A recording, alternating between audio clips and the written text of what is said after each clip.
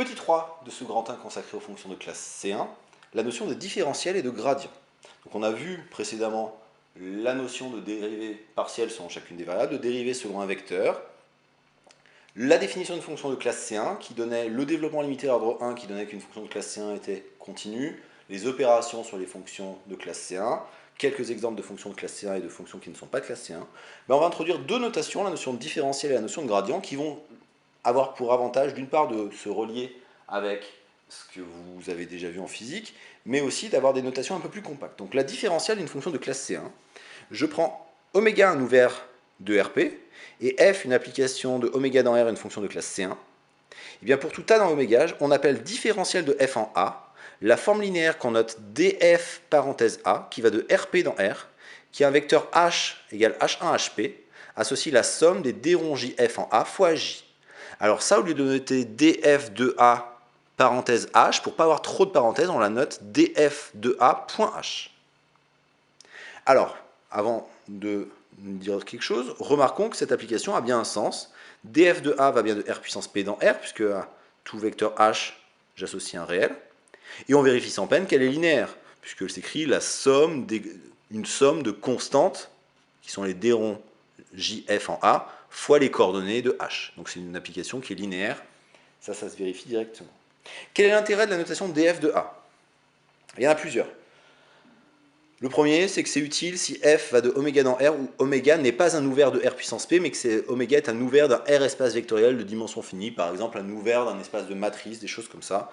Là, on pourrait définir la différentielle, là où les notations avec les dérivées partielles par rapport à chacune des coordonnées ne sont pas évidentes, parce que la base n'est pas forcément la base canonique, etc. Autre intérêt, c'est que c'est proche des notations physiques. La différentielle, le df, a un intérêt en physique, vous le rencontrez très souvent. Ensuite, et surtout, pour nous en tout cas, ça permettra d'écrire le développement limité à l'ordre 1 d'une fonction de classe C1 sur un ouvert de RP sous une forme un peu plus compacte, puisque cette quantité-là, c'est exactement ce qu'on rencontre dans le développement limité à l'ordre 1, c'est-à-dire qu'on aura que f de A plus h égale f de A plus df de A point h plus un petit taux de la norme de h quand h tend vers 0. Ce qui rend cette forme d'une part plus compacte, et en plus qui ressemble un peu plus au développement limité à l'ordre 1 d'une fonction d'une seule variable. Donc en fait, la dérivée d'une fonction de plusieurs variables n'a pas de sens, mais j'ai envie de dire que si elle avait un sens, elle ressemblerait plus à la différentielle de f en A qu'on appliquerait à un vecteur h. Alors autre définition, autre notation, la notion de gradient, que là encore vous avez sans doute rencontré en physique. Si j'ai oméga un ouvert de RP et f qui va de oméga dans R une fonction de classe C1, pour tout A dans oméga, on appelle gradient de f en A le vecteur noté nabla f en A, qui est un vecteur de R puissance P, dont les coordonnées sont les dérivées partielles de f en A par rapport à chacune des coordonnées. Donc attention, le gradient de f en A est un vecteur, c'est un élément de R puissance P. Alors comme pour la différentielle, le gradient permet d'écrire le développement limité à l'ordre 1 d'une fonction de classe C1 sous une forme condensée, puisque la somme des d rond jf en A fois hj, je vais pouvoir l'interpréter au moyen du produit scalaire canonique sur R puissance P, comme étant f de A plus h égale f de A plus le produit scalaire entre nabla f en A et h, plus un petit taux de la norme de h. Ou, là, c'est le produit scalaire canonique sur RP, qui consiste à prendre la somme des produits des coordonnées, la somme des produits des coordonnées de nabla f en A et de h. Et en identifiant les vecteurs de RP à leur matrice colonne dans la base canonique, ce produit scalaire, c'est le produit scalaire canonique sur les matrices colonnes de M P1 de R, c'est-à-dire c'est la transposée du premier vecteur fois le deuxième. Donc remarque, c'est que par construction, df de A en H, c'est le produit scalaire entre nabla f en A et H. Donc on a un lien entre le gradient et la différentielle.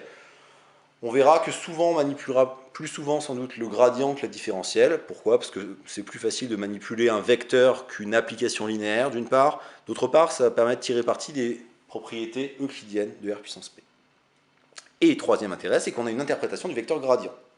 Propriété qui est à connaître, qui est que si oméga est un ouvert de RP, et f va de oméga dans R une fonction de classe C1, pour tout A dans oméga, si le gradient de f en A est non nul, alors ce gradient est collinéaire et de même sens que le vecteur unitaire V, tel que la dérivée de f selon le vecteur V en A soit maximale. Alors on va démontrer cette propriété, puis on va aussi démontrer au passage quelques petites choses, à savoir qu'une fonction de classe C1 admet mécaniquement une dérivée selon tout vecteur V en A. Alors, la démonstration, justement, va consister dans une première étape à montrer que si A est dans oméga, F qui va de oméga dans R de classe C1 et V un vecteur non nul, on va déjà montrer que F admet une dérivée selon le vecteur V et que la dérivée de F selon le vecteur V en A vaut le produit scalaire entre le gradient de F en A et V. Pour ce faire, je vais écrire le développement limité à l'ordre 1 de F au voisinage de A, et je vais l'appliquer avec H égale T fois V, où V est le vecteur non nul fixé, et T, ce sera un réel qui va tendre vers 0. Comme ça, le H va tendre vers le vecteur nul. Et donc, ça me donne que F de A plus TV vaut F de A, plus le gradient de F en A scalaire TV, plus un petit taux de la norme de H, mais la norme de H, c'est valeur absolue de T fois la norme de V. La norme de V, elle ne dépend pas de T. Donc ça fait un petit taux de la valeur absolue de T, c'est-à-dire un petit taux de T. Par bilinéarité du produit scalaire, je peux sortir le T là, et j'obtiens que F de A plus TV vaut F de A plus T fois le produit scalaire entre le gradient de F en A et V, plus un petit taux de T. Donc si je passe tout du même côté et que je divise par T, j'obtiens que F de A plus TV moins F de A sur T est égal au produit scalaire entre le gradient de F en A et V, j'ai mis une flèche, plus un petit taux de 1, autrement dit, ça tend vers le produit scalaire entre le gradient de F en A et V.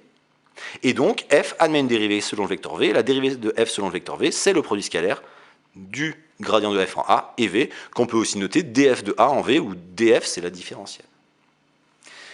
Et donc maintenant, que je sais que pour tout vecteur non nul, la dérivée de F selon le vecteur V existe, ben je prends V un vecteur unitaire, et je dis que la dérivée de F selon le vecteur V en A, par l'étape 1, c'est le produit scalaire entre le gradient de F en A et V. Et j'utilise l'inégalité de Cauchy-Schwarz, qui me dit qu'un produit scalaire est plus petit que le produit des normes. Sauf que ce vecteur V était unitaire, donc de norme 1, donc d'après l'inégalité de Cauchy-Schwarz, la dérivée selon le vecteur V est toujours plus petite que la norme du gradient. Et de plus, on a un cas d'égalité dans Cauchy-Schwarz. Alors le cas d'égalité dans Cauchy-Schwarz, il se passe quand les deux vecteurs sont collinéaires. Et alors ça, c'est quand j'ai une valeur absolue. Quand j'ai pas de valeur absolue, on a égalité si et seulement si les deux vecteurs sont collinéaires et de même sens. Donc on a égalité si et seulement si le gradient de F en A et V sont collinéaires de même sens. Et donc, si le gradient est non nul, eh bien, si je fais varier V, il y a un seul vecteur V de norme 1 pour lequel cette quantité est maximale, c'est le vecteur V qui est unitaire et qui est collinéaire de même sens au gradient de F en A, c'est-à-dire c'est le vecteur V qui vaut 1 sur la norme du gradient de F en A fois le gradient de F en A. Et donc, on a bien démontré la propriété qui est que la dérivée de F selon le vecteur V, pour un V, un vecteur unitaire, existe toujours et est maximale quand V, c'est le vecteur unitaire qui est collinéaire et de même sens que le vecteur gradient. Donc ce qui veut dire que si en tout point d'une fonction de plusieurs variables, vous tracez les vecteurs gradients, eh bien ils vous disent en quelque sorte, le vecteur gradient, dans quelle direction aller, dans quelle direction et dans quel sens aller, pour que F, dans cette direction, augmente le plus vite possible. C'est ça l'interprétation du gradient en termes de dérivée directionnelle.